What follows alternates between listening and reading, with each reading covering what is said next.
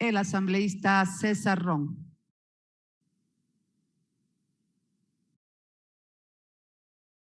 Gracias, señora Presidente, señoras y señores legisladores. Nadie aquí, ni en el Ecuador tampoco, se opone a la creación y a la recaudación. Los impuestos son necesarios para sostener el Estado y nadie está en contra de pagar impuestos. Los impuestos hay que pagarlos. Todos tenemos que pagar impuestos. Y el concepto es sencillo. El que más tiene, que más paga, y el que más gana, que más pague. Y así tienen que hacerse las leyes con equilibrio. Lamentablemente, no hemos tenido ese equilibrio en esta reforma tributaria. Debo felicitar al trabajo de la comisión y a todos sus integrantes, porque en esa diversidad ideológica y de pensamiento también hemos tenido acuerdos. De hecho, este informe que se presenta, y le felicito a asambleísta Jiménez porque ha hecho una muy buena presentación, muy profesional y muy técnica, él da cuenta de los cambios que hizo la comisión, importantes cambios en muchas materias, porque el informe original dejaba muchas falencias y huecos graves, técnicos, jurídicos y tributarios que no se podían aceptar de ninguna manera, como por ejemplo la doble imposición y doble tributación a la plusvalía al mismo sujeto generador 2 veces, donde se pretendía que pague al municipio y que pague también al Estado. Eso se corrigió, cosas como esas se han corregido en el informe.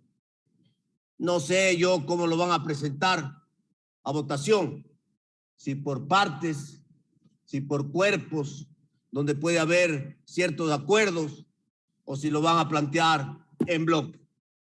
Pero si lo plantean en bloque, ya acabamos de escuchar al asambleísta Zambrano, su posición, su oposición a este proyecto de ley. Pero ¿dónde está la parte medular del problema, señores legisladores? No está pues en estos acuerdos que se corrigieron en la comisión, porque si se corrigieron es porque hay lógica, porque hay técnica jurídica, porque hay acuerdo y porque hay racionalidad para ajustar un informe económico de esta naturaleza. ¿Dónde están los desacuerdos? En los conceptos primordiales, en el grueso de la recaudación que se pretende hacer en esta reforma tributaria. ¿Y dónde está ese grueso? Primero, en los impuestos personales, donde se afecta a un sector importante de la población, que es el que genera la dinámica económica, que es el que demanda bienes y servicios, y a través de la demanda de bienes y servicios genera otros impuestos, como por ejemplo el IVA, que es el impuesto más importante de recaudación que tiene el Estado ecuatoriano. Se afecta a las deducciones, porque las deducciones que eran de 14,000 bajaron a 5,000, se ajustaron a 10,000, pero no es que se deducen los $10,000, se deduce el 10%. $1,000 son las deducciones para gastos personales y 5% son las deducciones para gastos personales dependiendo del nivel de ingreso. ¿Qué significa eso? 5% significa $500, señores asambleístas, a gastos personales. Y entonces, ¿dónde quedaría la cultura tributaria que en este país nos ha tomado 20 años construirla? El pedir el recibo, la factura de los alquileres, del médico, de la educación, para poder deducirnos de los gastos. Regresaremos a la informalidad, porque si no tengo yo cómo deducirme mis gastos personales, entonces ya no me dé recibo y ya no me cobre el IVA. Esto es muy peligroso para una economía y peor para una economía como la ecuatoriana en el estado que se encuentra. Hay que tener mucho cuidado, señores legisladores. ¿Y dónde está la otra porción grave de la ley? Fuerte, los impuestos patrimoniales. Insisto, tener patrimonio no es tener liquidez. Aquí me han escrito varios agricultores, varios, de toda índole. Impuesto a las tierras agrícolas. Los lecheros. ¿Qué tienen los lecheros? Campos. Para los pastos, para que las vacas coman pasto, ¿no es cierto? Para producir leche. Leche que en el país tiene unos precios irrisorios y que muchas veces los ganaderos tienen que botar la leche porque no hay quien les compre ni quien les pague. Y entonces, ¿qué van a tener que hacer? Van a tener que vender, no las vacas, o la hacienda, o las vacas también, o los terrenos para pagar los impuestos, o endeudarse para pagar los impuestos. Entonces, estamos distorsionando la economía. Estamos afectando al sector productivo que necesita tener impulsos, recursos para la reactivación. En conclusión, ¿qué se está haciendo con la reforma? Se está priorizando la recaudación contra la reactivación económica productiva del país y la generación de empleo. Y entonces aquí está lo que acaba de decir el asambleísta Jiménez. El Estado, el gobierno necesita liquidez. Y sí, necesita liquidez porque el hueco es grande. Necesita liquidez para poner en marcha la economía. ¿Y qué han propuesto, por ejemplo, los sectores productivos? Darle liquidez al gobierno. ¿Y qué dicen? Le damos liquidez al gobierno para que ponga en marcha la economía. Pero denos una facilidad. Denos algo a cambio. Denos algo. Denos un crédito tributario para pagarnos después en 5 años al 20% el impuesto a la renta. Nada. No hay esa flexibilidad. Necesitamos los impuestos y necesitamos los impuestos y me tienen que pagar los impuestos y aquí no hay manera de negociar nada. El todo o nada. Esta posición inflexible de parte del gobierno es la que lamentablemente no favorece para que esta ley tenga aceptación y apoyo en esta Asamblea Nacional, como debería ser, porque ese es el compromiso de todos los ecuatorianos de poner en marcha la reactivación económica productiva del país. Pero quiero ir por un momento al acuerdo con el Fondo Monetario, acuerdo que firmó el Estado ecuatoriano, el gobierno anterior, y el acuerdo del gobierno anterior es el acuerdo del Ecuador del país. ¿Y qué decía ese acuerdo? Que el Ecuador tenía que hacer una reforma para recaudar 900 millones. ¿Cuál es la reforma? 1.900. Es decir, parece pócar esto, señora presidenta, señores legisladores, tus 900 y 900 más. Me pregunto, ¿por qué 1.900? ¿Por qué no se quedó en 900? Ah, es que el país necesita liquidez.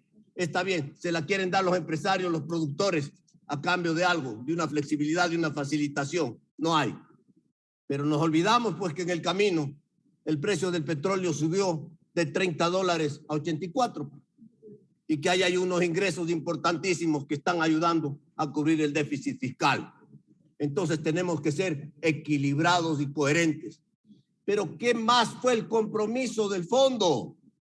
El pedido a esta asamblea, la aprobación de 2 leyes importantísimas, el fortalecimiento de la dolarización y la independencia y autonomía del Banco Central del Ecuador. Ya fueron aprobadas en mayo pasado por el Congreso de la República del Ecuador. ¿A cambio de qué? De un desembolso de 2.000 millones del fondo y de los multilaterales de crédito de 4.500 millones hasta el mes de diciembre. No llegan. Han llegado 800 nomás. ¿El Ecuador ha cumplido? Sí ha cumplido. ¿Esta asamblea ha cumplido? Sí ha cumplido. ¿Hemos sido serios? Sí hemos serios. Y entonces estas presiones del Fondo Monetario no las podemos soportar, señora presidenta, señores legisladores, porque tiene el fondo que ser consecuente con la realidad social y económica de nuestro país, la realidad post-pandemia, la pobreza, la falta de empleo, donde solo 3 de cada 10 tienen trabajo. Aquí no podemos caer en esas presiones. Y señora presidenta, señores legisladores, esta ley está mal llamada, escúchenme bien, mal llamada ley de emergencia económica, porque de emergencia no tiene nada. Y le voy a explicar por qué. Porque esta reforma tributaria en la parte impositiva de los nuevos impuestos personales que se tienen que pagar, entre en vigencia recién el próximo año para pagarse en el 2023. 2023, no en el 22. ¿Dónde está la emergencia si es para el 2023? Podía haberse hecho un proyecto normal, para discutirlo bien y buscar acuerdos. ¿Qué es lo que sí es emergente que entre el próximo año? Los impuestos ocasionales al patrimonio, que ya se han vuelto permanentes porque cada 2 años nos están cobrando estos impuestos a los ecuatorianos, ¿no? Que dicen que son temporales y de temporales no tienen nada, porque cada 2 años hay que seguir pagando esto, que afecta a la liquidez, que afecta a lo que hay que hacer en épocas de crisis, dejar dinero en la economía para buscar el crecimiento económico, y con el crecimiento económico y la dinámica económica crece la economía, crece la demanda de bienes y servicios, crece la recaudación fiscal, crece la recaudación de impuestos, aumenta el consumo del IVA y los ecuatorianos y las empresas tienen dinero para poder reactivar la economía ecuatoriana.